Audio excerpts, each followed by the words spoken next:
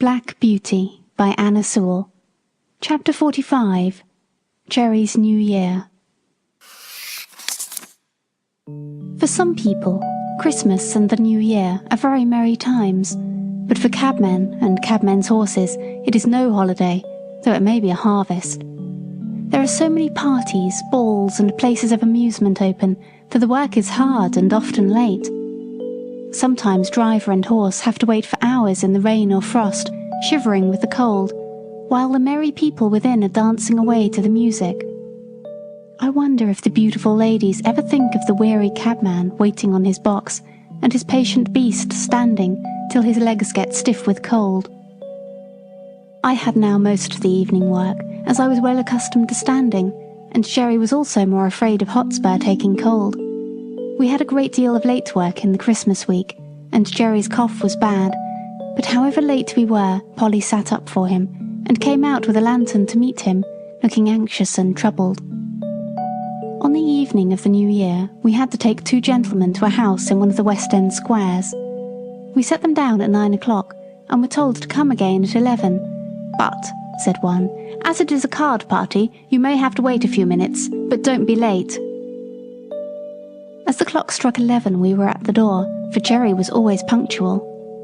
The clock chimed the quarters, 1, 2, 3, and then struck 12, but the door did not open.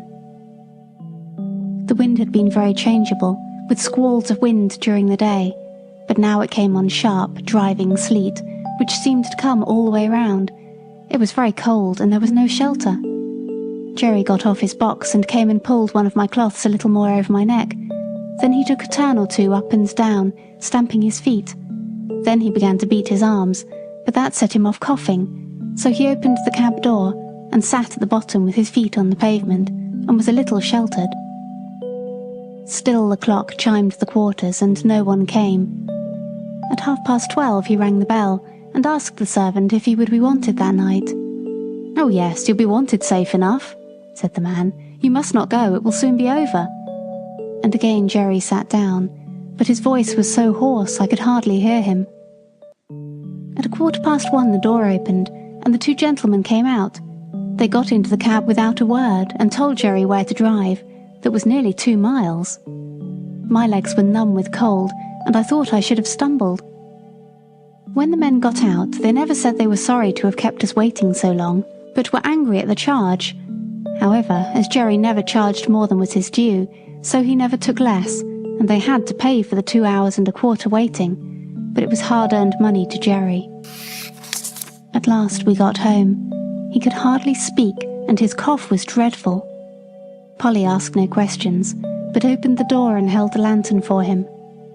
"Can't I do something?" she said. "Yes, get Jack something warm, and then boil me some gruel." This was said in a hoarse whisper.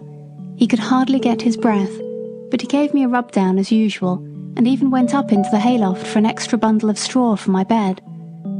Polly brought me a warm mash that made me comfortable, and then they locked the door. It was late the next morning before anyone came, and then it was only Harry. He cleaned us and fed us and swept out the stalls, then he put the straw back again as if it was Sunday. He was very still, and neither whistled nor sang. At noon he came again and gave us our food and water. This time Dolly came with him. She was crying, and I could gather from what they said that Jerry was dangerously ill, and the doctor said it was a bad case. So 2 days passed, and there was great trouble indoors. We only saw Harry, and sometimes Dolly.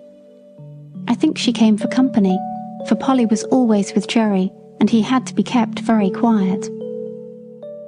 On the 3rd day, while Harry was in the stable, a tap came at the door, and Governor Grant came in. "I wouldn't go to the house, my boy," he said, "but I want to know how your father is." "He is very bad," said Harry. "He can't be much worse. They call it bronchitis. The doctor thinks it will turn one way or another tonight."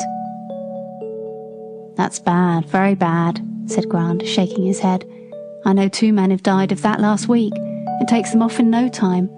But while there's life, there's hope, so you must keep up your spirits." "Yes," said Harry quickly, And the doctor said that father had a better chance than most men because he didn't drink. He said yesterday the fever was so high that if father had been a drinking man, it would have burned him up like a piece of paper. But I believe he thinks he will get over it. Don't you think he will, Mr. Grant?" The governor looked puzzled. "If there's any rule that good men should get over these things, I'm sure he will, my boy. He's the best man I know. I'll look in early tomorrow." Early next morning he was there. "Well," said he.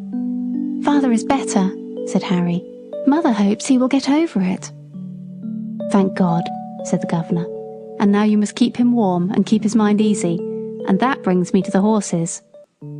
You see, Jack will be all the better for the rest of a week or two in a warm stable, and you can easily take him a turn up and down the street to stretch his legs.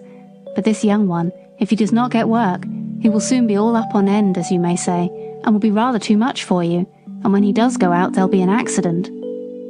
"It is like that now," said Harry. "I have kept him short of corn, but he's so full of spirit I don't know what to do with him." "Just so," said Grant. "Now look here, will you tell your mother that if she is agreeable I will come for him every day till something is arranged, and take him for a good spell of work, and whatever he earns I'll bring your mother half of it, and that will help with the horses' feed. Your father is in a good club, I know, but that won't keep the horses, and they'll be eating their heads off all this time. I'll come at noon and hear what she says." And without waiting for Harry's thanks, he was gone. At noon, I think he went and saw Polly, for he and Harry came to the stable together, harnessed Hotspur, and took him out. For a week or more he came for Hotspur, and when Harry thanked him or said anything about his kindness, he laughed it off, saying it was all good luck for him, for his horses were wanting a little rest which they would not have otherwise had. Jerry grew better steadily, but the doctor said he must never go back to the cab work again if he wished to be an old man. The children had many consultations together about what father and mother would do, and how they could help to earn money. One afternoon, Hotspur was brought in very wet and dirty. "The streets are nothing but slush," said the governor. "It will give you a good warming, my boy, to get him clean and dry." "All right, governor," said Harry. "I shall not leave him till he is. You know I have been trained by my father." "I wish all the boys had been trained like you," said the governor. While Harry was sponging off the mud from Hotspur's body and legs, Dolly came in, looking very full of something. "Who lives at Fairstowe, Harry? Mother has a letter from Fairstowe. She seemed so glad, and ran upstairs to father with it." "Don't you know? Why, it is the name of Mrs. Fowler's place, mother's old mistress, you know, the lady that father met last summer, who sent you and me 5 shillings each." "Oh, Mrs. Fowler! Of course I know all about her. I wonder what she is writing to mother about." "Mother wrote to her last week," said Harry.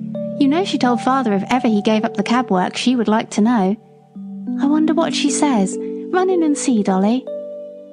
Harry scrubbed away at Hotspur with a whoosh, whoosh, like any old hostler.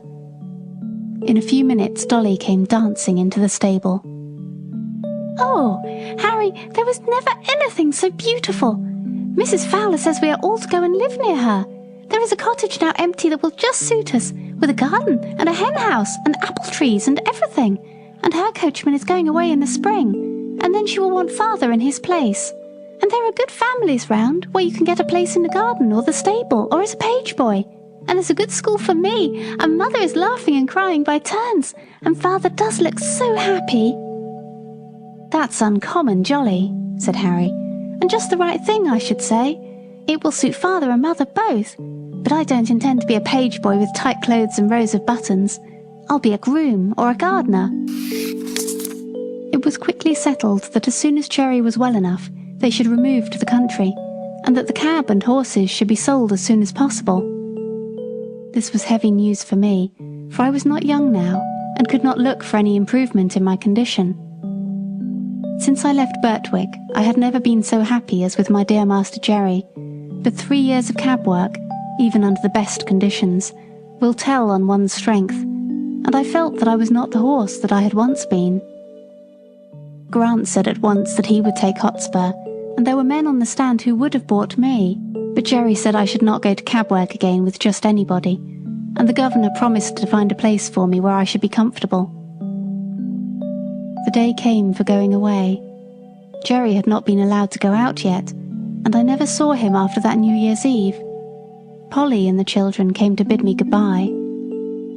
"Poor old Jack, dear old Jack, I wish we could take you with us," she said, and then laying her hand on my mane, she put her face close to my neck and kissed me. Dolly was crying and kissed me too. Harry stroked me a great deal, but said nothing, only he seemed very sad, and so I was led away to my new place. End of chapter 45. End of part 3. Thank you for listening to Relaxing Storytime. If you've enjoyed this episode, please feel free to share it. Also, make sure to subscribe so you don't miss out. Be sure to check out our other videos. And always remember, it's important to take time to relax, imagine, and dream.